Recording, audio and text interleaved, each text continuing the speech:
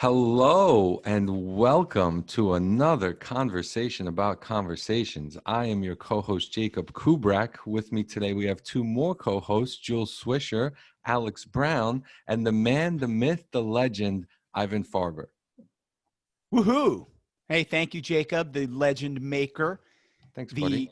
the best hockey player of all time. I don't know about that. We're gonna scratch that. And Jules, the lady legend, good to see you. And Alex, my friend and legend, thank you for being here this morning. I want to introduce the concept for today's episode. I thought of this concept because of Alex's initials. Alex Brown, and then a C. So always be closing. It reminded me of the scene from Glengarry Glen Ross, a 1983 book, a 1992 movie, where Alex Baldwin, another Alex Baldwin is the famous scene where he comes and he trains these real estate agents to always be closing. And if you haven't seen that, all you need to do is Google it and it'll come right up. I will warn you, there's some filthy language in that. Of course, this show is PG 13. But really kind of classic when it comes to sales and sales training. Today's topic is important to salespeople. We're going to talk about closing in a COVID world, closing remotely without being in person. So with that, I actually want to start by getting to know our guest, Alex, better than we already do. So I'm going to ask my co-hosts to help me to get to know Alex. Jules, you want to go? Absolutely. Well, good morning, Alex. Thanks so much for being here. I'd love to know a little bit about yourself. Yeah, I'd be happy to. A funny story about the video clip of Glengarry that Ivan's mentioned. This morning after my normal exercise routine, I did my thing and came in, and my stepson's in the kitchen, and I watched that clip, and I totally forgot just how rough that clip is in terms of language. And I turned around, and he just had these eyes as big as egg whites, and they said, "I don't think Mom's gonna want to let you watch that again." So I think you're right. So fair warning, Ivan, you're absolutely right. Very, very graphic. And what I took away from that clip, kind of side note, is, man, how times have changed. It's all men, and there's some references there. And I work for a female CEO who's on her way to be a self-made billionaire, and just wow, it's just amazing in just 25, 30 years. How much has changed. So anyway, enough about that. A little bit about me. I know I've worked in sales my whole life, in financial services, starting as a call center customer service employee, which is always, a very interesting learning curve. You go like this, and then it's a steep curve. And actually met Ivan, what is it, 20 years ago now, Ivan, I think? And we did seminar sales. So kind of a Glengarry type feeling in the sense that you're closing, you're presenting, you're organized, and you're verbally, working on your craft, tightening your skills every time you do a seminar. And Ivan and I developed a relationship where we would really get into conversations, believe it or not, more presentations than conversations, although we tried to make the presentation as conversational as possible. So I don't know what else, Jules, you'd like to know, but I live in Chattanooga, and I work for a financial firm now that does mergers and acquisitions, and I help lead the team that finds independent doctor practices that are owned, and we buy them and bring them into our organization. All right. Sounds like we may have some similarities and call points at least. Good Well, stuff. it's nice to meet you, Alex. We're so glad to have you. Thank you for having me. Yeah, let's not skip over the Glengarry Glen Ross reference here. First and foremost, many viewers and listeners haven't watched it, and you need to go watch it, just because probably one of Pacino's most underrated movies. Doesn't really get a lot of notice in there, but he's probably one of the best closers in there. Just kind of finesses people into making the deal. Yeah, and I think there's some other big actors there too. To your point, Jacob, Kevin Spacey. There's Alec Baldwin. But it's interesting when you watch that movie and you reflect on kind of where sales closing used to be and where it is now. And I think probably for me, what stands out the most, and certainly you guys chime in, please. I would love to hear your input. Is that back then it seemed to just be about closing. You weren't really listening to what the person wanted. You weren't necessarily, and you were intentional, absolutely. That was to close, but you weren't sympathetic or sensitive to the true underlying human condition. And so as I think about where we are right now, and I think about the kids screaming in the background or whatever your situation is, and you're trying to sell remotely or you're trying to close, right? And all the challenges we're facing with loved ones, maybe, potentially sick, and the world that we're in, huge unemployment, political uncertainty, all these things. It's like, wow, how tone deaf, right? How tone deaf is that scene in today's world? Like, it's great that they were closing, and it's great that they were intentional and that they wanted to make money. We all want to do those things, but we've really truly evolved, I think, and become more sensitive and transparent with the human emotion, right? And just saying, hey, how are you? Is it still a good time to talk?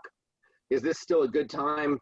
What's going on with you? Just kind of a check-in. And I think Ivan's book, I was re-looking at it the other day, and he makes that point. Like, you've got to be checking in and understanding, not just reacting, but understanding and probing and going deeper. Sure. We should remake Glengarry Glen Ross in the COVID world. I'll be Pacino. And Yeah, you look like Pacino. right? That's what I'm saying. I know. Squeeze me right in there. There though, as Alex mentioned. So sure. I'm here to just break barriers today. Right. Sure. Probably more than one, to be fair. Like 4 or 5. The premise is amazing. You've got the 4 salespeople who are selling basically real estate. Yeah, fake real estate. That's right. Yep. And the trainer comes in and he says, one of you is going to win steak knives, one of you is going to keep your job, and 2 of you are going to lose your job. So that's serious stuff. And then he turns, there is some sales training in there. He's like, okay, ABC, always be closing. And then AIDA, attention, AIDA, interest, decision, action. And indeed, you do have to have action coming out of a conversation. But Alex, I love your point. You're right. It has totally changed. We're concerned about people's feelings. We're concerned about where they're at. We want rapport and trust with them. And gone are the days of strong arm sales. They really are.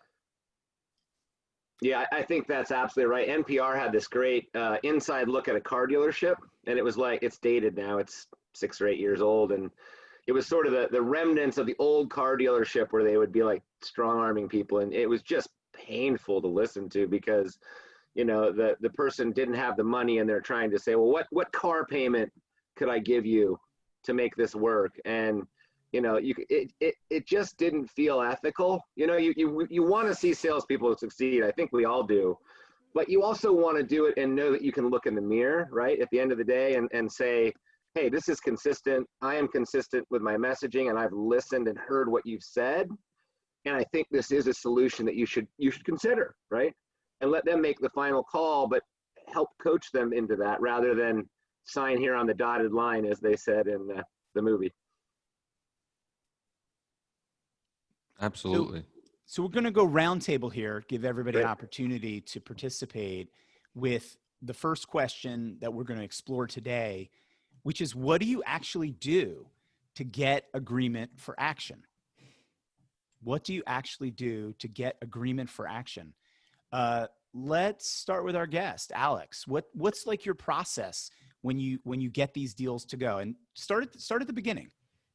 Yeah, and so are we starting with a whole sales cycle or just to get agreement on next steps? Let's get your whole sales cycle so we can tell the people. We can do this for the people.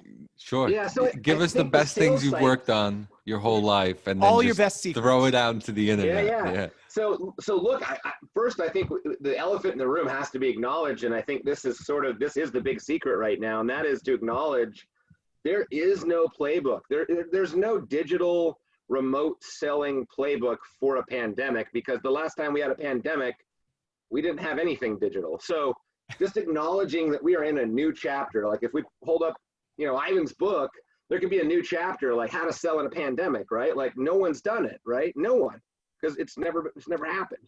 So I think that is the first acknowledgement, and I've even incorporated that into my sales process. And I jokingly wrote down the two things I've said the most this year is, one, you're on mute, right? I mean, it doesn't matter if it's a service meeting with Rotary or your nonprofit boards that you're on, or just talking to friends and family or clients. It's like someone's always on mute. That's the first thing. The second thing is, the acknowledgement that we've changed. We don't even realize it, but like I used to say, hope you're doing well. Now I say, hope you're staying healthy and well. Like that's an acknowledgement that things have changed a little bit.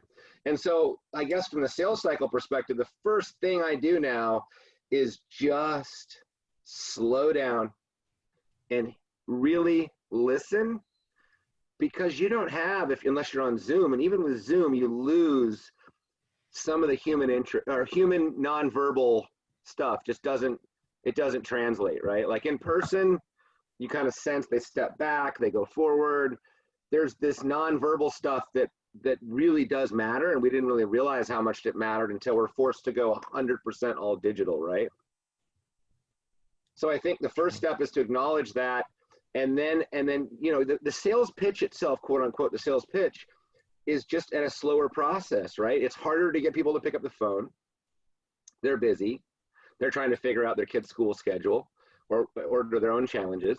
And then I think there's also an acknowledgement that, there's a lot of uncertainty. So taking longer on the rapport step is an absolute must. You just have to, and it's the right thing to do as a human. It's the right thing to do as a salesperson. It's the right thing to do as a friend or family member.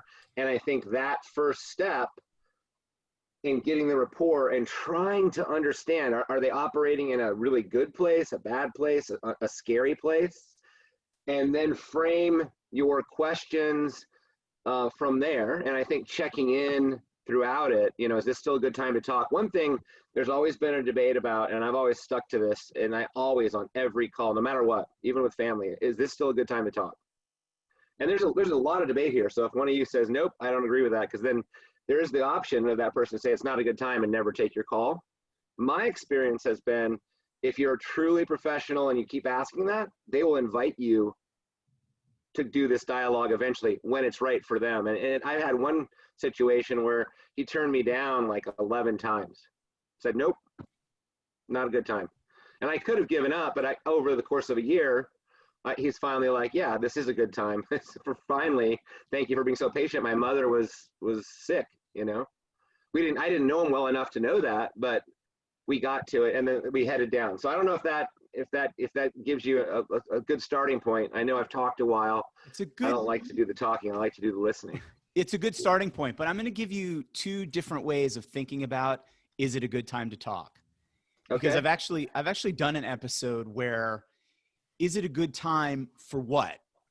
Right? Like when you say is it a good time for what? So I usually recommend stating the agenda, stating the purpose, Yeah. and then actually just pausing. Like the purpose of this is to talk about introducing what we do and see how it can help your firm. Yep. Great point. And then you could go with an open-ended question like, how much time do you have? That way, instead of going with the, is it a good time, the close-end question, then you would find out much more. They'd say, how much time do you have?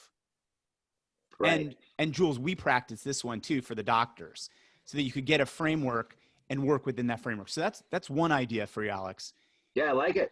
The second idea, and this is turning it exactly opposite on its head, and I did an episode in this one too, because I read a book called, what is the book called? Of course, it falls out of my head immediately. This international tourist negotiator, Chris Voss, he says you actually want to get a no. You want to seek no. So something like, is there any reason why this isn't a good time to talk? Yeah. No. There isn't it, because what it does is allows people to opt in out. It's called Never Split the Difference. And it's all about negotiating. It's a great book. Definitely recommend it. So anyway, two ideas as a counterpoint to what you put Yeah, no, forward. those are great ideas. You know, it's interesting too, like if your first touch is a call, that's one thing. But if they already know what your agenda is, I wonder if that changes that suggestion. Right. Like, I mean, Alex, it's pretty clear when you're calling someone, you want them to take action.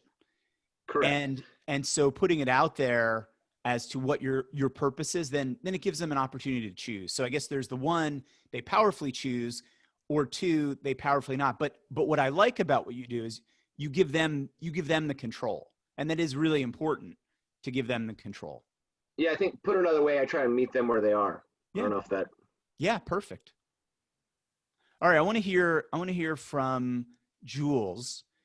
We know from past episodes that when you do in-person stuff, which I guess I wasn't even sure. You were telling stories about in person. You show up in scrubs to the doctors you're calling on, even though you're not going to be practicing medicine. How much are you doing that's in person, and how much are you doing over the phone right now? This has been, like Alex said, like there is no playbook, and I've had to learn where it's okay to push and where it's not okay. And with hospitals and doctors' offices, they are more shut down than ever before, than any other industry, and for good reason. And of course, safety always has to come first. And that being said, I have learned that there are some places that are more open than others, and that has just had to be like a trial and error thing. Right now, I'm just like in full student mode with everything that's been going on. So I really like what Alex said, is that there's no one that you can turn to like help you with this. There's nobody who has advice on this right now, besides us, of course, with this episode. But it's been really tough figuring out where it's okay for me to request an in-person meeting, because in-person meetings in my line of work in my opinion, they almost make it or break it. I will do virtual, but in-person is 10 out of 10 times going to have way more impact, because I have to physically bring something in. I have to like show them what I'm selling, and it really doesn't go as far over Zoom, not at all. But that doesn't mean that I'm just going to give up if I can't come in. So I would say right now, at first it was 100% Zoom. I've treaded very, very carefully, but I have figured out where it is ethically okay for me to request in person. And then doing so has just proven to be a lot more effective. So I'd say about 50-50 right now, half in person, half on Zoom, which is a lot better than what a lot of my colleagues are able to do. It varies on area, varies on call point. But again, just really learning how to measure where your clients are at with everything going on. And I really love what Alex said about checking in with them. For me, I kind of have two types of clients. I have my like my doctors, and then I also have my patients, the folks who really are sick. But I always focus, people try with the doctors just to be the utmost professional and to not talk about what's really going on. But when you put yourself in their shoes and what they're dealing with every day, the first thing I do is like get down on their level and just be like, how are you doing? Honestly, you know, I know this must be really, really tough for you with everything going on, and just have a very real conversation right out of the gate. And I think doctors, nobody asks how doctors are doing. They're always asking how you're doing. And so I think maybe part of that might be refreshing for them. How do you move it along, though, towards closing the business? My closes have had to evolve a little bit. So not only in just the way in which I close, but also what action I'm requesting that they take. Because right now, doctors aren't seeing as many patients. A lot of them are at 20%, 30% of their normal patient load. And then there's a subset, like my oncologists are seeing patients like you know, you can't wait on cancer treatment. So they're so busy, and then other doctors are doing mostly virtual appointments. And so one of the things that I've had to do is figure out, okay, there's usually one type of close in my line of work, which is give me your patients, give me referrals. Well, that's had to change. And now I'm thinking, okay, in a lot of cases, I still do go there and kind of bring that to the close at the end, but it's always, when can I see you next to do more education on this area of disease state that you were not trained on in medical school? This is 110% of my training. This is all I do. And I just want to help you help your patients. So when can we talk next about doing some more in-depth education? Or, you know, one of the things that I've been leaning really heavily on in the time of COVID has been relying on patient experiences that they've had. So a patient has a really good experience. I call them, I write up like a formal thing, bring it to the doctor and say, hey, you've already signed a prescription. You probably forgot about this, but you actually did sign a prescription for this patient to get our device. And here's how they're doing today. And that seems to go a really long way. So you have to get creative. Like all of my training thrown out the window in terms of like how to go about our professional selling skills. It's all different now. And I think the successful salesperson will learn to adapt. And then the ones who can't adapt, who can't figure out how to do it in these times will, you know, drop off. So What's a typical response to the when? What do they usually say? So I usually don't say when, I propose a time. Okay. Can I come in next week to do this or that? Or can I give you a call? One of the things that doctors hate right now is the word meeting. I realize anytime I say, hey, I'd love to meet with you, I'd love to get a meeting.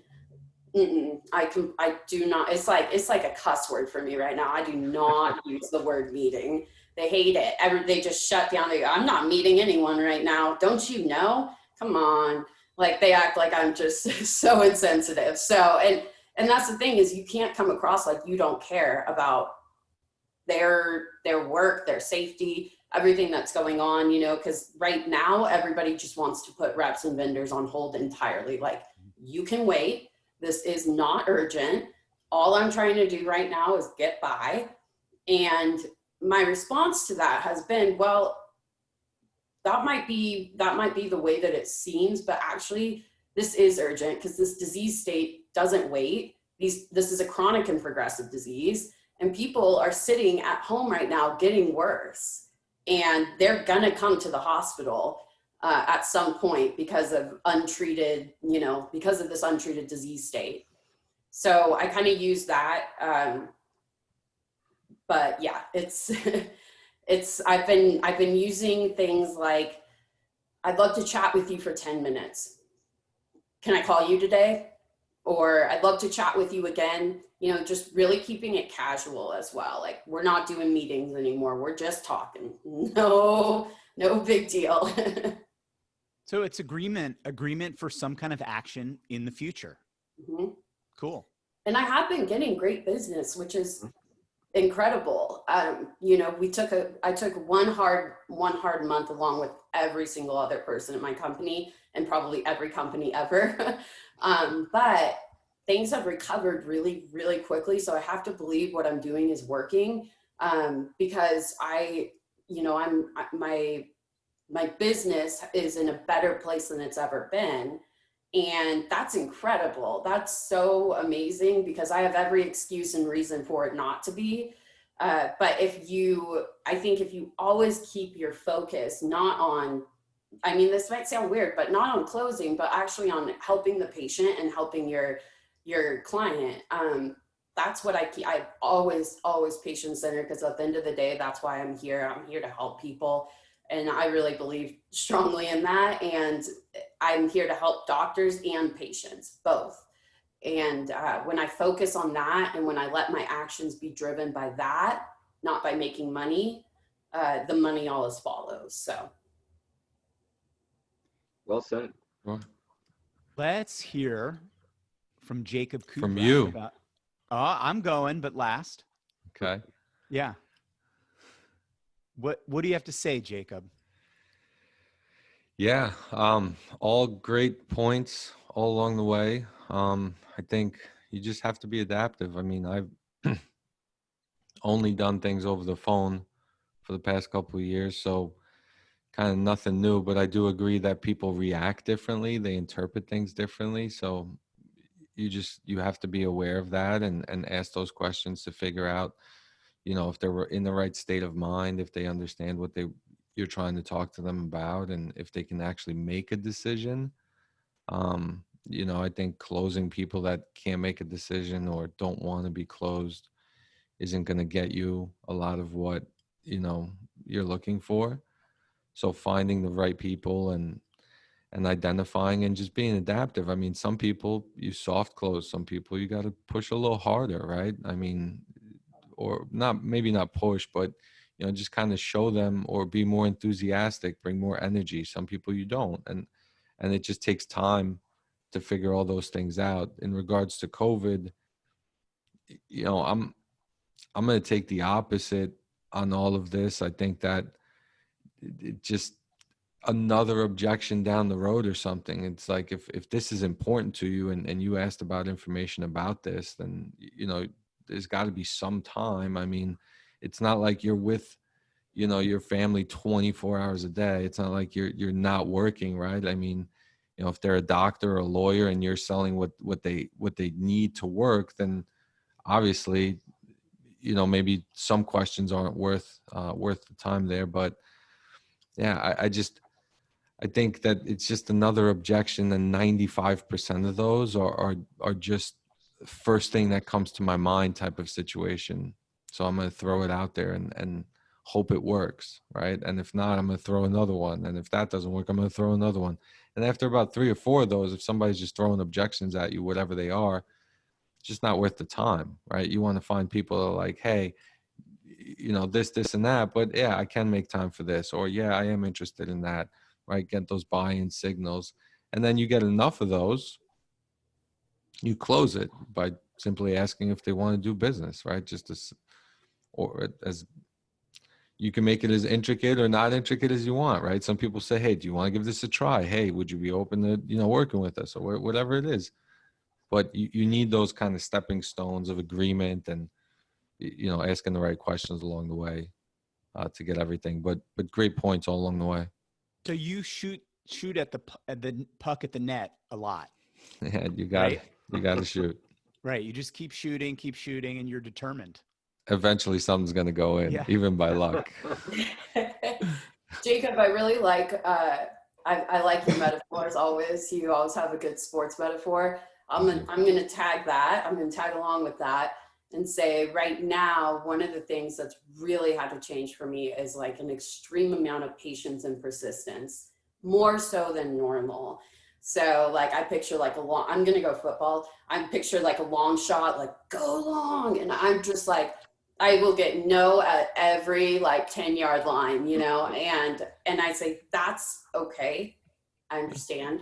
I'm still here and I'm going to be here. And trust me, you're not going to be able to forget about me. So I just keep showing up and keep providing, keep adding that value even before they're technically a customer or client. And then eventually you can gain enough trust with them just by showing up on the weekly, by adding value to them. Hey, here's this new study I wanted to show you. Here's this new thing. Have you thought about this? And not even necessarily trying to talk specifically about, do you want to like buy my product or refer me patients? It's not really like that anymore. It's much more like, let me be your trusted advisor in this. And once that can happen, then it's just like a no-brainer that they're going to give you business at the end of that. You're going to get a touchdown. Sure. I think that if you're going out there, like going back to the car salesman or car sales dealership, if they're not looking for a car, you're going to spend 3-4 years of your life chasing after them. And then in that time, right, because eventually you're going to get good at your process and figure out what you're doing and be very good at it.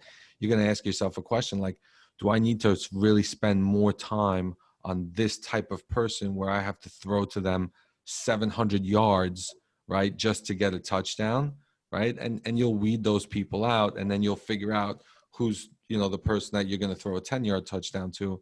So that's my biggest thing, is just figuring that out and asking questions, and kind of what Ivan talks about. But yeah, if you want to put more time into some people, they might be worth it. And sometimes you need to, right? Those people kind of come along on the 699th yard line. They'll finally figure it out, right? And so forth.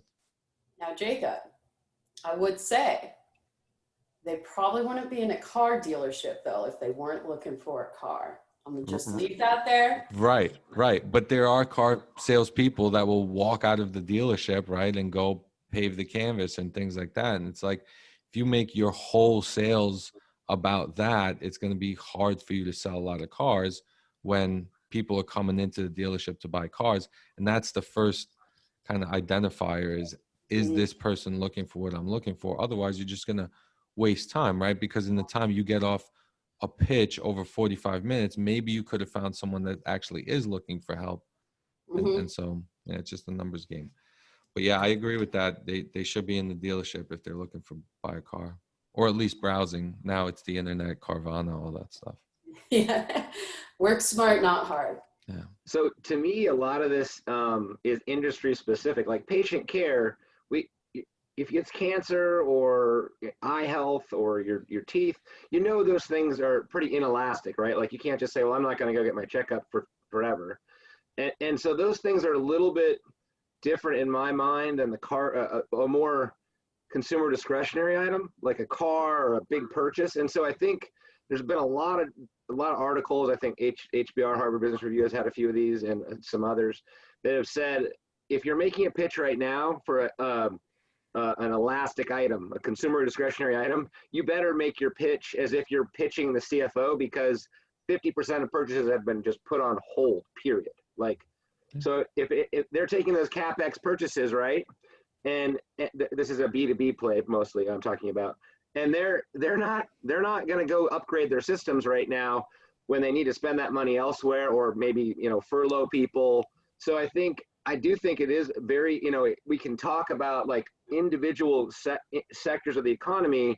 And I think Jules and I are in patient care, which is, look, it doesn't matter if there's a depression or not. You're going to get the money somewhere or another to get that surgery, or to take the disease state and keep it pushed back, hopefully.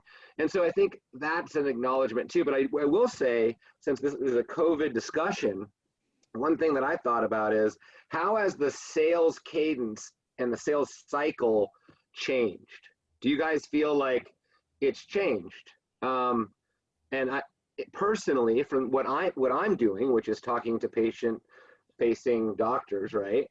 I think that if you ask yourself this question, which is, how is my prospect, the person I'm pitching, how are their clients or patients doing? So take it a step further, not just how is the doctor doing, but how are the, and I think you mentioned this, Jules, but it's the same thing anywhere else. Like if I'm trying to sell cars and I'm pulling up the newspaper, reading that, you know, unemployment's 25% or whatever it is, you know, that's something that needs to be factored into my close cycle, I think, or sales cycle, in my view. So I'm open to a challenge for sure. Yeah, it's definitely a much harder environment, right? No matter what you're selling, right? Because people obviously don't have as much. It's not where we were a year ago.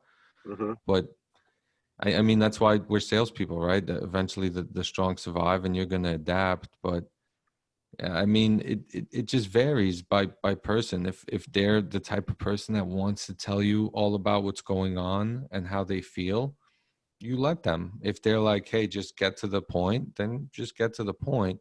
But you got to have some good questions coming in, and how your processes of peeling the onion and things like that. Ivan, I'd love to hear from you. Ivan's had remarks prepared. He's been just reading them in his mind. Biting his tongue. Yeah, he's like, oh, I've got this one. These guys are all wrong. Yeah, these wrong. Tough crowd. Great crowd. I get no Yeah. respect. Get no respect. I'm a believer in the micro close. Like, to me, an entire conversation, you're closing.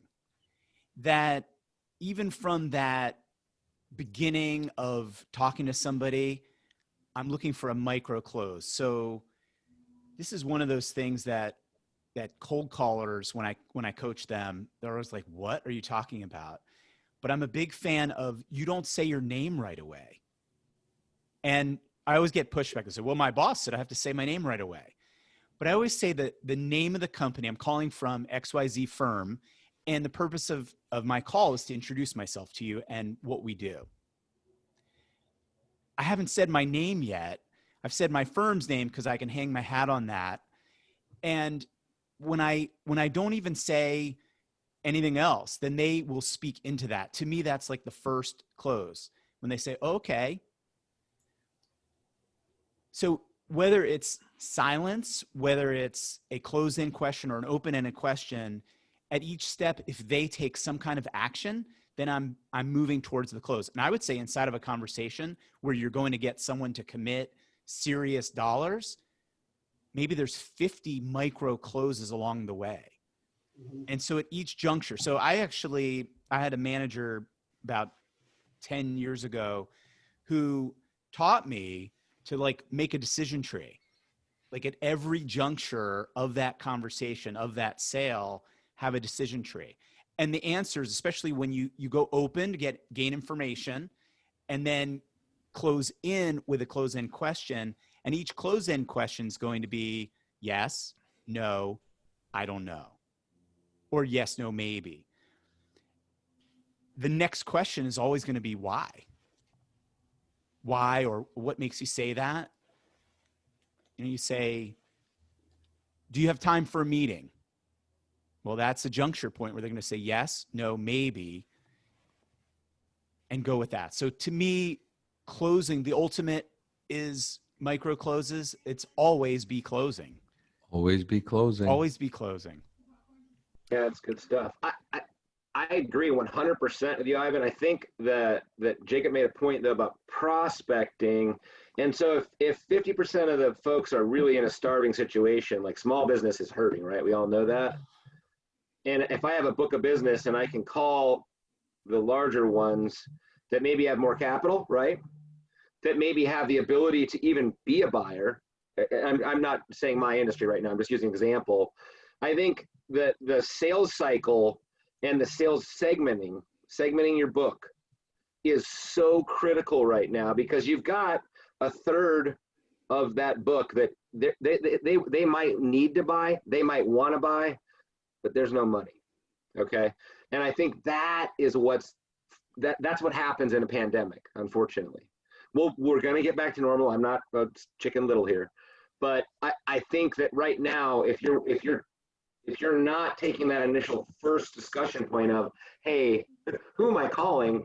Am I calling my A's, my B's, and my C's, or am I focused too much on my D's and F's? And to me, that's just critical.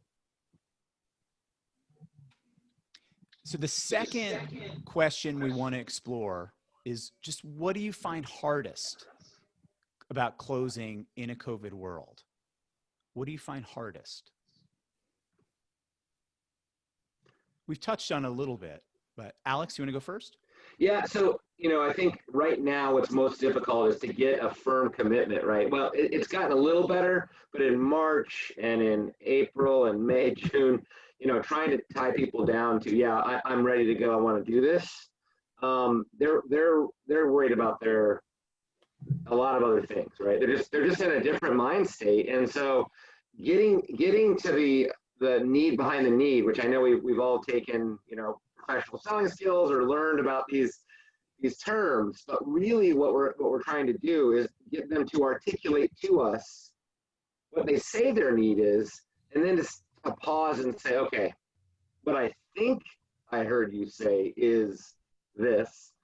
Is there more? Something along those lines where they feel comfortable enough to truly say, you know what? Yeah, there's more. I applied for PPP loans. We're hurting, whatever it is. And then you listen. And I think, to your point, Ivan, to get them to the finish line requires a few extra, are you okay? You know, or are we in agreement here? Did I miss something? And then moving it on. But I find myself slowing down and getting back to more a playbook of, you know, ask the question, wait, and even if it's uncomfortable, just wait. I mean, I've had to force myself to wait. Like, it's uncomfortable. I will tell you. I have a little thing that just says, you know, I pull it out of my notebook and it says, wait, just wait. Jules, what That's about you? Yeah, I think gaining certainty in such an uncertain time is the hardest thing to do. So anytime a prospect feels like they need to give you a solid answer, like yes or no, uh, it's tough right now. It is definitely tough. And so if I can provide a little bit of that certainty for them, a little bit of that stability for them, and really let them know, because I think one of the things that people are afraid of right now is that they're going to say yes to you and then you may not totally follow through, or it may not be worth their time, their money, their effort, whatever it is that you are asking for. And so one of the things that I've been doing is, one, providing every sales position has some level of service to it. Don't care what industry you're in. Mine has a lot of service in it, and probably most sales positions do. And so I lay out a plan for them, like, this is what I'm going to do when you say yes. I'm going to do X, Y, and Z so that you know that I'm there for you. I'm there for your patients. You're never going to like wonder, oh, I ordered this thing for this patient. I wonder where that's at, or I wonder how they're doing. That will never come across your mind because I'm on top of it. I'm going to be an extension of your practice, and just give them that plan, give them that reassurance. Like, you should feel good about saying yes right now, because this is only going to help your peace of mind. This is only going to bring you more reassurance. You're only going to be better at helping your patients because of saying yes, or because of implementing this. So I lay out that service so strong, and I've added service to my job. So like, there's a lot of things that reps are not required to do in my position, but that I do, not because I'm such an angel, but because I think about what's going to work, and because I think about what these doctors want. And so I tell them, I will follow up with your patient at 2, 4, and 8 weeks. Then I'm going to write down everything that they said and email it to you so that you have it. And in one of my clinics, they actually started scanning those into the patient's charts, like into their medical records, so that they have that. So that's like just such a prime example of becoming an extension of somebody's practice. Like, they know that at 2, 4, and 8 weeks, they're going to hear how their patient is doing, and they're not going to have to like wonder or be uncertain, any of that. And that's not at all required. No, I probably am the only rep that's doing that right now. And it takes so much extra work on my end. But I think it's worth it, because these people are trusting me with their patients. So I want them to know they can count on me. Jacob, what's hardest about closing in a COVID world? Just the time factor, right? People don't have time. It's tougher. I think that's the biggest thing in this world, and it's going to change eventually. You know, things will open up, schools will open back up, and so forth. But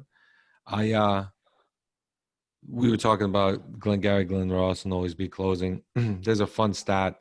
If you've ever read the book Spin Selling, that the book, the biggest piece, and I'm stealing this from a buddy of mine who told me about this, but I read the whole book and I didn't read the appendix or whatever. And he read the whole book and the appendix. And in the appendix, it talks about how they did a study and how strong arm sales only works when the value of the item is like less than 70 cents. So like an appointment you're setting, right? No value in it, probably strong arm there, right? And maybe it'll work, but just something to keep in mind. That's kind of my final thought there. And yeah, thank you guys. I'm going to say the answer to the hardest thing is the level of emotion and the level of trauma that people are feeling, like their world got turned upside down. Putting people in their houses, not letting them out of their houses for like 3 months is so outside the norm. My friend Aaron, though, has a phrase, and this I find is the sometimes leads to the hardest thing, which is, are they all ears or are they all fears?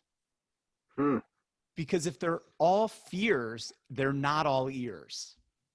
And that's where, when I'm talking about micro closes throughout the process, are they listening? Are they engaged? Do they have their ears open, or are their ears shut? All ears or all fears? Great stuff. When they're all fears, there's very little you can do, very little you can do. With that, let's give everybody an opportunity to give a parting shot, a closing statement, so we can tie this up in a bow. And we'll go in the same order because it's working. Alex? So I had written my parting shots this. Look. All right. If your prospects, customers are struggling, you need to consider that. If your prospects, customers are doing wonderful, factor that in. The sales cycle's changed, whether we know it or not. And I'm not saying it's permanent. I think Jacob makes a good point. Schools will reopen, things will get back to normal. But right now, the sales cycles change. It could be longer in some cases. It could be shorter in others if they're immediate needs. There is no playbook. I wish there were. So we're in a new chapter. There are certainly things that you can work on. You can improve your process. You can tighten your skills, if you will, tighten your techniques. And I think, we all acknowledge that. That's why this podcast exists, to get better, to become an all pro, so to speak. And then I think the last thing is legend. Leaning into change, just leaning into it. And that, I don't know what that's going to look like because we don't have a chapter yet. So just being adaptive and being willing to try new things and tweak your tactic a little and test it. It's more important now than it's ever been. Jules?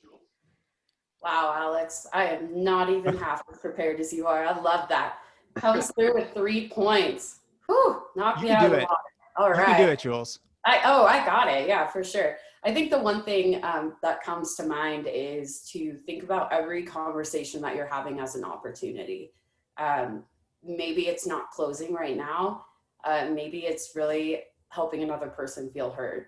Maybe it's letting them know that there is some light and hope left in this world, that things, are going to be okay, and really connecting with people right now. Because I think what people need more than a sale right now is to know that they're heard and they're loved and they matter. And, I'm getting all into my feelings right now. I have a bad habit of doing that, but I love what I do, right? Oh, no, but really, I think if you're going to be an effective business person, and if you're going to build that trust and accomplish, I think the most successful people in the world probably know this, that's what you have to do. And when I go into all of my conversations, I set my intention on just that, which is, what's my opportunity to help this person who I'm currently talking to? What do they need from me?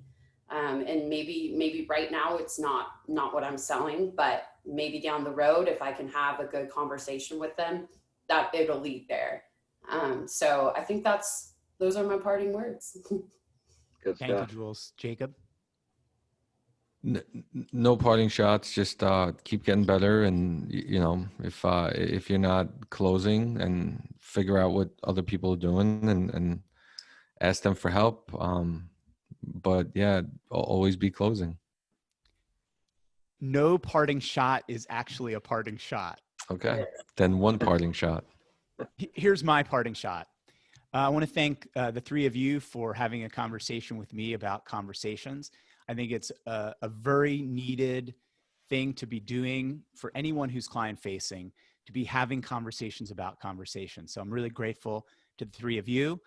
Speaking about conversations, there's the book I put a lot of my heart and soul into over the course of a couple years to put on paper, to give people a process. Because consider, if you don't have a process, then you're simply just winging it.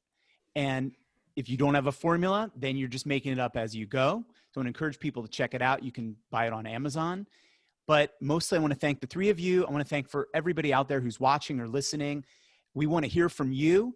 So if you have something to contribute or you'd like a free copy, I'm giving away for the next 9 people who contact me directly, ivan@conversations.biz, I'm giving away a free copy.